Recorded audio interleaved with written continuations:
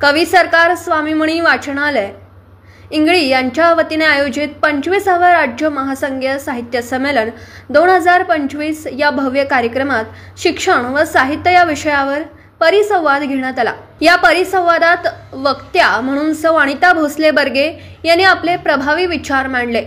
त्यांनी आपल्या भाषणात शिक्षण आणि साहित्य यांचा परस्पर संबंध स्पष्ट करताना सांगितलं की साहित्य म्हणजे समाजाचं प्रतिबिंब असून शिक्षण त्याला दिशा देतं। शिक्षणामुळे विचारांची खोली आणि साहित्यामुळे त्या विचारांना अभिव्यक्ती मिळते। कार्यक्रमाच्या अध्यक्षस्थानी प्राध्यापक अमरनाथ दत्तू कांबळे होते, तर प्राध्यापक दीपक पवार रुकडी यांचा सहभाग होता।